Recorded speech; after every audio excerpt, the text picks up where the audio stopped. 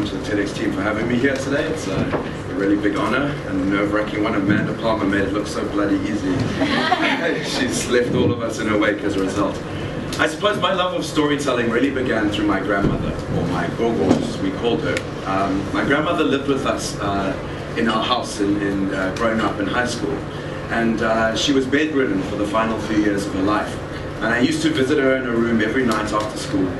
I'd go sit with her and she'd regale me with stories about the history of South Africa, the history of our own family, her stories to the silent cinema for the first time, the stories of my grandfather and his experiences in the Second World War.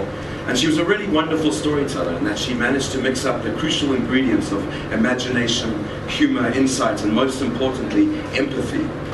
And I remember sitting there beside my grandmother most of these evenings and getting this kind of panicked feeling.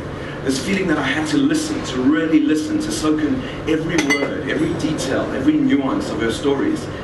She was not well at that time, and I knew that there would come a time very shortly when these vast populations of people and stories that existed within her imagination would no longer be available to me. And so I suppose out of my grandmother and her stories was born the impulse to write, to record, to set it down on the page. I felt that the fate of hundreds of thousands of people was at the mercy of my pen, and I could either help salvage them on the page or I could watch as they drifted off into this indifferent flux of time. So that's how I was driven into writing and playwriting in general. I really love theatre as a medium in the sense that theatre to me has always seemed to be a form of historic reenactment, and by that I mean I could take my grandmother's stories, I could use it as material, I could take my own stories and the stories that interested me, and I could write them down, I could turn them into a play. And every time actors in the future, in the far-off future even, decided to get together and perform these texts, essentially a lost moment in time would be resuscitated or revived or relived. And that excited me. That was the power of theatre for me, that I could save these stories and somehow ensure they could last off into the future. So I saw myself as a playwright, as a kind of narrative, imaginative historian of sorts, and the play form as a form of historical reenactment. And this was very exciting to me that I could do this. Another thing that my grandmother taught me through her stories was she activated in my head this idea of historical imagination. And I'm going to be referring to historical imagination quite a bit this morning here in the speech. And by historical imagination, I mean these stories of the past managed to really rejuvenate and excite the way I moved and explored through the present. I had stories, I had character references, I had ideas to carry with me in these seemingly mundane and ordinary spaces that I moved in. Suddenly they were alive with other people's stories, stories that had come from the past. For example, Musgrave Shopping Centre, when I learned that Shaka Zulu and his impi used to camp out on the very hill where this monolith of commerce now resides. That was a tremendously exciting thought for me as a kid, and changed shopping trips with my mom to the Woolies, and some warriors running through the shopping aisles. So this was very exciting, and historic imagination is something I've always tried to deal with in my own work as a theatre maker and playwright. So I was taking my grandmother's stories. Tree Boy was one of the first plays where I really tried to use these personal histories and narratives from both my mother and father's side of the family, and also my grandmother's, and sift them through my own imagination and turn them into a play. And Tree Boy was strongly inspired by my mother's childhood in Hillbrow in the 60s. But I interpreted it quite imaginatively. I retitled Hillbrow Rapedom, and I created a whole other universe, an alternative historic universe, which is another thing I'm going to be chatting about a little bit today. These are all images from Tree Boy and how I sifted those stories into a very visual production. And so I was doing this all the time. I was using this matter in my plays. But I started to become a little bit, like I said, I was so excited about theatre in the sense that you could take history out of the archives. You could take those static, horrible, freaky-looking, moth-eaten mannequins from the display cabinets, and you could dress them in flesh, and you could give them a voice, and you could give them a pulse, and you could give them a relevance and immediacy that no other medium could quite offer me. So I was creating a lot of works, using all this material, I was learning these narratives, weaving them together. But I started to grow a little bit disillusioned with the idea of the theatre space, the dark room, with the narrator standing on the stage and the audience sitting out there. I was also getting tired of, but the fact that you had to beg audiences to come and spectate and to watch this work, when they'd far rather be lounging around at home watching, the 800th season of Game of Thrones.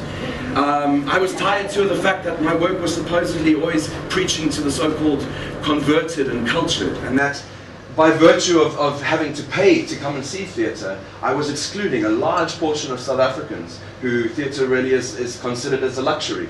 And so my stories weren't reaching the audiences I quite wanted. And I really wanted to find a way to shift this. How I was going to do this, I wasn't quite sure how just yet. And that brings me to a very kind of bizarre experience. I was cast as an actor in a battle reenactment film set on the fields of a Sankwana. It was a real kind of, a young director who had these kind of Cecil B. DeMille type pretensions and a budget of 50 rand to realize them on. And as you can see it, yeah, we didn't come out looking very good. But no experience is ever wasted, and often the most random experiences in our life are those that lead us to that next artistic connection, that next point of exploration. And I happened to be on the set, and I hung out with one of the extras. In fact, there was only one other extra. That's right. There were 3 of us tasked with reenacting this entire battle. And the one and only other extra, his name was Gavin Slater, and he gave me his card, which I've kept because it has a particular relevance for me, and it really did shift the way I create theatre. A battle reenactment group. I mean, I spoke of theatre as a form of historic reenactment earlier, and here was the real deal. These oaks were dressing up on their weekends in their grandfather's undies, and dressing up in the historic garb of their ancestors, and they were running around the battlefields, firing blanks at each other with absolute conviction. And it really did appeal to my kind of absurd theatrical sensibility at the time. And I was like, what can I do with this idea of historic battle reenactment? In a sense, it became a kind of metaphor for me for how we, as South Africans, how we live our lives so often, kind of trapped or wedged in the same moment in time, replaying and repeating it over and over, fighting battles whose outcomes have essentially been predetermined centuries before. So I was very excited by this. I knew there was something in it, a poetic metaphor, a kind of absurd metaphor for the South African condition that I really wanted to use and explore. I wasn't sure just how. Then it cut to a few years later now. I kept Gavin's business card in my pocket, in my wallet. My partner and I, and frequent collaborator, Vaughan Sadie, a visual artist, we were accepted on a residency called 2010 Reasons to Live in a Small Town. And basically this residency entailed selecting 10 artists from around the country who could choose a small town in South Africa, any small town of their choice. And they could go live there for a few months and have to create a kind of collaborative project with the community members, with the members of the town. So obviously, thanks to Gavin and his card, we chose Dundee. And our project kind of hinged around the idea that we wanted to go into this town, the town of Dundee in northern KwaZulu-Natal, not Scotland, by the way. And we wanted to engage with this idea of reenactment. We wanted to use reenactment and performance. And my understanding in the theatre, and Vaughan's in the visual art world, we wanted to engage in a series of really exciting explorations. Now, what's so interesting about Dundee as a place is that, as a town, it's on a pretty seismic historical fault line in terms of South African history. There are over 68 battlefield sites in this region. Isankwana, Rorke's Drift, Blood River. Basically, it's where all our histories came to a collision point at one point in time. And this interested Vaughan and I. We wondered if there was something in the water or air that made everyone want to blixen each other out there over the last 100 years. And we were also interested to explore the psyche of people who still lived in this town generations after these conflicts. And obviously these conflicts affect all of us as South Africans and the current complexity that we find ourselves now in. So we wanted to journey back to the source. But at the same time, we didn't want to explore these more grandiose battle narratives. Those had been mythologized and memorialized enough. Dundee had built an entire tourism industry around them. We wanted to focus on the less fabled figures and terrains, the smaller, more personal histories, more recent histories that had existed within this town. And so we set about identifying 5 sites around the town, an abandoned swimming pool, a traffic circle, and we set out about doing a series of workshops around these spaces, eventually gearing up to do some sort of reenactment. Again, I speak about historical imagination, my grandmother. We wanted to go in there and activate locals and the inhabitants of the town, their historical imaginations. We wanted to get them to think around these familiar, ordinary, mundane spaces in completely different and divergent ways.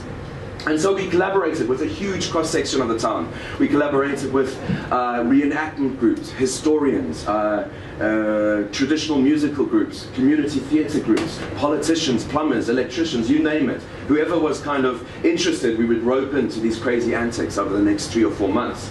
And what I'd like to focus on, I can't nearly give you the scope of this project, but we did do a project focused around a curfew bell. And this is an example of where the curfew bell used to stand in Dundee. But when I talk about historical imagination, I think a lot of people associate with the word imagination whimsy and enchantment and beauty and all those kind of things.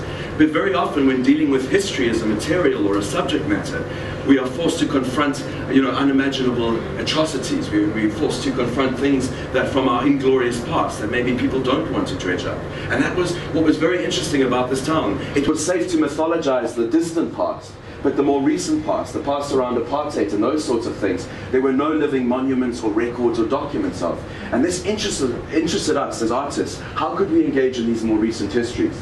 So to the curfew bell, this was obviously a darker, out of the darker recesses of Dundee history that had kind of been suppressed. And in chatting to a whole lot of locals and inhabitants from the town, this idea of the curfew bell kept coming into their stories. And we wondered, how could we activate this space? So using these stories and narratives, we went and tracked down the site where this bell used to stand. Now, for those of you that don't know, curfew bell used to ring out at 10 p.m. every night during the apartheid era. And it meant that people of color had to be off the streets at that time. And so this ominous sound would ring out over the town every night, and this was obviously curtailing people's freedoms greatly. And we became interested in trying to use these narratives to track down where this bell actually had existed. And we found it there. There's no vestige of the bell itself, just a lamppost and a few banks and a pavement running through the one-horse dorp. And we tracked it down, and we then went into Sibongile, which is the adjacent township to Dundee. It's right on the fringes of Dundee there. And what we started to do in Sibongile was we shacked up in the men's hostel there, and we created a workshop space, and we started engaging with our participants around their ideas around the curfew bell.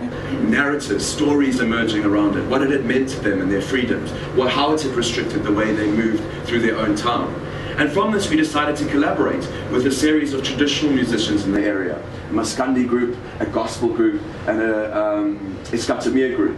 Now these are traditional musical genres that exist in isolation. They very seldom cross over. So we got them all into a room and we encouraged them to create a single song that could be sung at this point, sung at the same time that the bell used to ring. And so over 3 or 4 days, this beautiful incantation was created by these musicians, this beautiful song, this defiant song. And they went down to that point on the street there. You can see them standing there underneath the place where this curfew bell used to stand and ring out nightly. And as the clock hit 10 o'clock, this group of musicians began to sing. And it was a really rousing, powerful moment, an act of defiance, an act of claiming from the present what had been lost in the past. And this is just a small example. And of course we had the police arriving next minute. I mean, this is a sleepy little hamlet. Suddenly they were singing full throttle on the side of the street. And we had a kind of an unintentional audience. And this was solving my problem I spoke about, having to rely on the audience coming to you all the time. Rather we had stragglers, drunk stragglers, stumbling out of shebeens, going like, what the hell? And asking questions about why are you doing this? And why at this time? And from those questions we were able to start engaging with people about what we were trying to do. Why 10 o'clock? What is the significance of the site? It is my belief that as artists we couldn't go into a town and just impose an ugly monument to mark an ugly moment in time. What use would that do? Rather, we wanted to engage historical imaginations, put memorials or monuments in people's imaginations to these places, so that when they move through this route from work to home every day, they might be triggered and they might mark that moment in a very different and creative way. So that was just one of the exercises, and we did a whole myriad of them in different spaces, like I said, empty swimming pools, etc., etc. But to move on to another part of the project was the Collage project. We worked in close conjunction with the Tulana History Museum in Dundee, and they gave us free access to the archives, right? They said, do what you want. We're so excited that people are reinvigorating an interest in history here. Go for it. And what we did by Yvonne and I stumbling through this archive over several days was we realized that obviously there was an immaculate record of the colonial history, but very little to do with this more recent history that we speak about, and absolutely nothing, no narratives or records existing about the township of Sibongile, which was essentially part of Dundee. It existed right there, yet there were no records. So another thing that struck me about the archives was like the theatre space, it was dead. It only relied on researchers or historians coming there with a certain goal in mind, looking to extract a certain amount of information from history.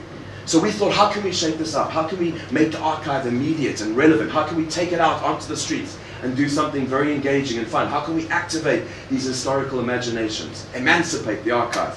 So what we did is we photocopied over 400 images from this archive, and we laid them out on a big trestle table in a community hall, and we got participants over a period of a month to come in and collage and reimagine the history of Dundee. So this wasn't an act of historic reenactment, as I spoke about earlier. This was an act of historic reimagining. And what emerged from it was a whole lot of Dada-esque kind of images, very interesting images that kind of reappropriated the history. We encouraged our participants to also bring images of themselves and their families, and to cut these images up and to collage themselves into a history that over the last 100 or so years had largely set out to exclude them. And these are the results. Some very powerful subversive statements were made. And we're getting kids now and participants to really handle this material and ask questions about the history, looking at a photograph to see how much or how little had changed in the way of demographics, in the way of technology and architecture and all those sorts of things. So it was a very engaging exercise in historic imagination. I mean, here you have an 8-armed alien wearing the noggins of British redcoats. You can imagine what kind of controversy that caused when we blew these up to huge sizes and put them in shop windows around the town for pedestrians to spectate and see. So we did this fun exercise, but out of this exercise we realized that there was a significant omission in the archive. And remember, I spoke about earlier sitting as a young man next to my grandmother's bed and hearing these stories and feeling that panicked feeling that they would be lost forever if I didn't do something to record them. So Vaughn and I felt that same feeling here with these stories of Sibongile. And so what we did is we started an oral history project, and we involved around 12 or 15 learners from our high schools in Sibongile, and we gave them equipment and we trained them up in the methodologies of extracting these stories and narratives, and we sent them out into the community, and they began to gather and glean these stories of the elders in their own community, of their own grandparents, their gogos and mkulus and grandfathers. And these stories are still being accumulated. In our absence now, this is an ongoing research process that the Tulana Museum's involved in. These kids have unearthed amazing information on the history of this place, a history that hadn't existed before in the sense of records or documents. But to finish, we have that same bloody problem I speak about the static archive. Once we collect all these stories, what happens to them? They go into filing cabinets or hard drives. And we can't expect people to come and access and sit through 8 hours of oral histories. They're just not going to do that in their spare time. So my challenge to myself and us all as artists and creative thinkers is how can we share these stories creatively back to the communities that they've originated from? How can we share these stories back with communities that have lived alongside one another for generations, yet whose kind of understanding of one another is characterized by complete ignorance? You can call me an idealist, but I really do believe that that is the power of theatre making and of storytelling in general, is that we can really forge and create a new empathy with one another. I really do believe that the imagination is the ultimate no man's land, the middle ground in which we all as South Africans can converge in and meet and rediscover one another. And so back to my calling through this, all these questions I was asking, how in my limited capability as a playwright can I do something, share these narratives nationally, even internationally? And so what I did after Dundee is I came home and I devised a work called Abnormal Loads, which was part of my Abnormal Award, my Standard Bank Young Artist Award for Drama in 2011. And Abnormal Loads used all these wonderful characters I had met, all these anecdotes, all these stories, all these histories, all these idioms that I had accumulated over my stay in Dundee. And I raveled them all together in a big play, a very visual kind of that covered 200 years of South African history. I used archival images from Dundee to recreate images on the stage and for real. And this was my response to it. This was my way of paying respect to the people and their stories and a way of sharing them onwards. Abnormal Loads went to enjoy very successful runs around theatres in the country. It is now published. It was its second edition, and it has been taught in schools and universities around South Africa and even as far afield now as North America. So in a small way I managed to achieve of taking those stories and what I did creatively, managing to share them onwards. And in a way, I see this play really as a monument to my own grandmother, my own gogo, who all those years ago, through her stories, inspired and continues to inspire all that I do. Thank you.